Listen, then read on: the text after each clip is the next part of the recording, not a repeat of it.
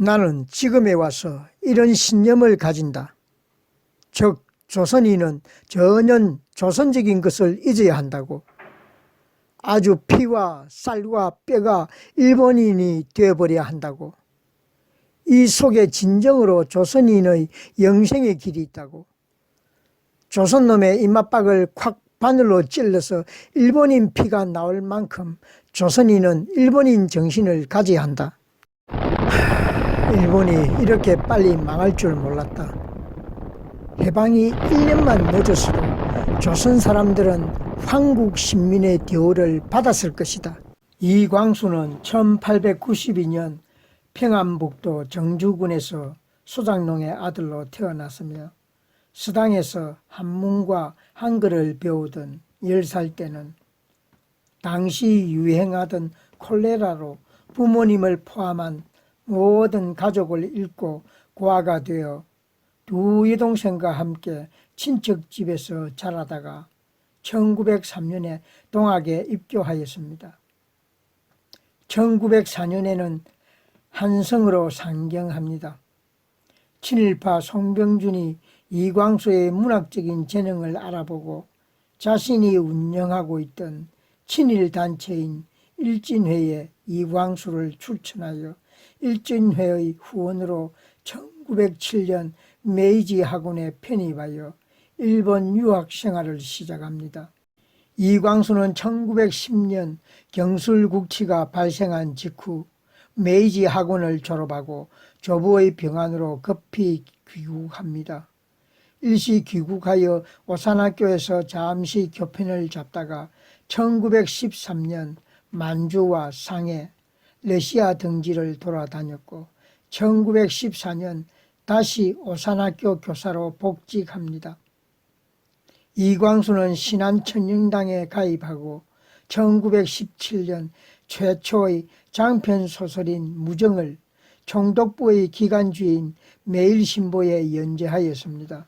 1918년 12월 백관수, 김도연, 서춘, 김철수 등 제1유학생 등과 함께 조선청년독립단을 결성하고 이듬해인 1919년 1월 31일 이광수가 기초한 28 독립선언서를 본국에 전하게 한 뒤 대한독립의 정당성을 세계에 홍보하기 위해 자신이 영역한 영문선언문을 가지고 2월 5일 중국 상하이로 건너갑니다.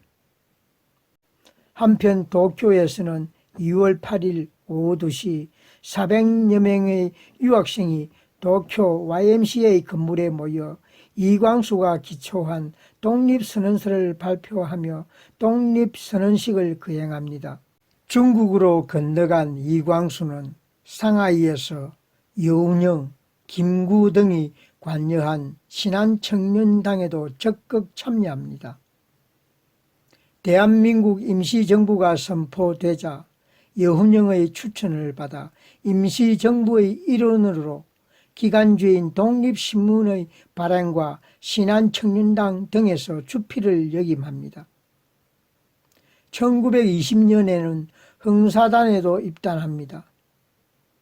이처럼 이광수는 1920년대로 넘어갈 시점까지만 해도 독립운동에 참여한 청년이었습니다.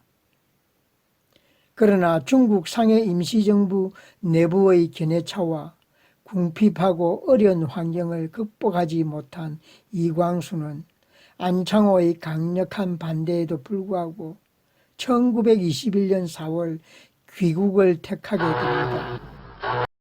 31세 때인 1922년 춘원은 흥사단의 국내 지부격인 수양동맹회를 결성합니다. 그러나 1922년 5월 월간 잡지인 개빅에 조선이 일제의 식민지가 된 이유를 여러 가지로 지적하면서 조선은 독립국가가 되기에는 부족하기에 조선민족이 뼛속부터 일제에 의해 개조를 거쳐야 한다는 민족 개조론을 발표하였습니다. 이는 일제의 침략을 옹호하고 한국인의 가능성을 부정하는 주장이었습니다. 1923년 동아일보에 입사하여 사설란에 민족적 경륜이라는 일제의 식민지 체제를 인정하는 반민족적인 글을 씁니다. 하지만 이광수의 글에 논란이 있자 1924년에는 동아일보를 그만둡니다.